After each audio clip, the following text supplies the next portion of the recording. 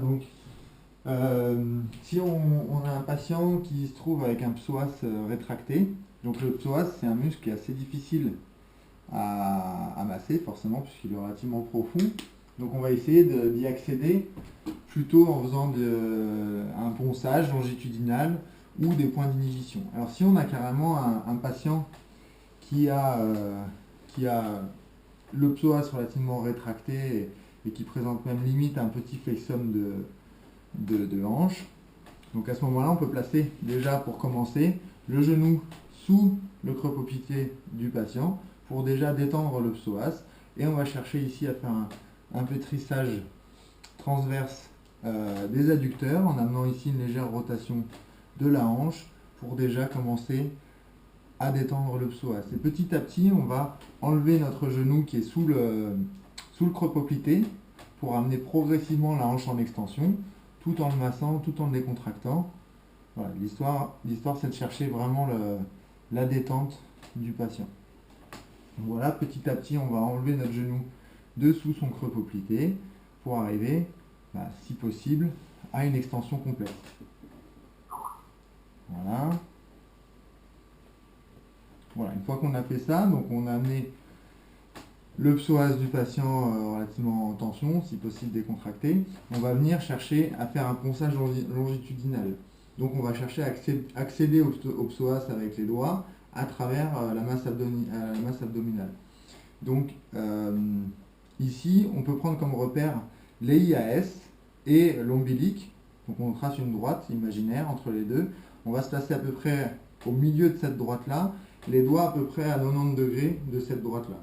Donc là, on va pouvoir progressivement amener la main palpatoire plongée dans la masse abdominale en s'aidant de la ventilation du patient. Essaye de ramener tes bras, ça détend un petit peu.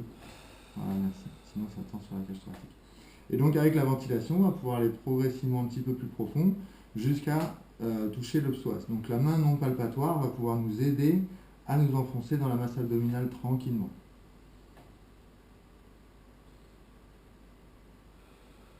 Voilà, jusqu'à ce qu'on accède au psoas. Donc si on a un doute ici sur notre palpation, si on n'est pas sûr que c'est le psoas, on peut demander au patient de fléchir la jambe, fléchir la cuisse, et là on sent le psoas se contracter sous nos doigts, donc on est sûr qu'on est bien sur le psoas. À ce moment-là, une fois qu'on a la palpation, eh ben, on va faire un ponçage longitudinal. Voilà, chercher à le décontracter. Donc voilà, ponçage longitudinal, ou bien on peut faire des points d'inhibition, etc. Tout ce qui va nous servir à détendre ce psoas. Si jamais c'est trop difficile pour le patient et qu'on sent que ça reste douloureux, à ce moment-là, on peut amener une flexion de jambe, ici, donc flexion de hanche, je veux dire, et pour pouvoir détendre le psoas et venir progressivement, voilà, le chercher ici, c'est plus facile pour le patient.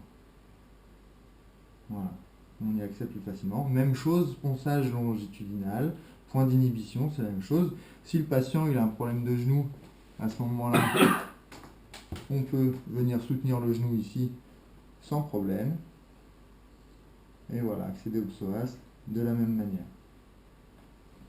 Dans le cadre d'une spondylarthrite ankylosante, par exemple, on peut avoir parfois les deux psoas qui sont rétractés symétriquement. À ce moment-là, on peut travailler symétriquement des deux côtés, droite et gauche. Donc on va placer une main à plat, donc placer les doigts à peu près à 90 degrés de la ligne verticale, de part et d'autre du grand droit de l'abdomen. Et on va venir chercher, pareil, même chose, avec la main non palpatoire qui va nous aider à venir chercher les deux psoas progressivement, en s'aidant tranquillement de la ventilation du patient. Donc à chaque fois qu'il expire, on va chercher un petit peu plus loin. Voilà, et on va chercher ces deux psoas de chaque côté. Voilà, une fois qu'on est dessus, on va pouvoir faire un ponçage longitudinal, même chose, ou point d'inhibition, jusqu'à pouvoir détendre ces psoas.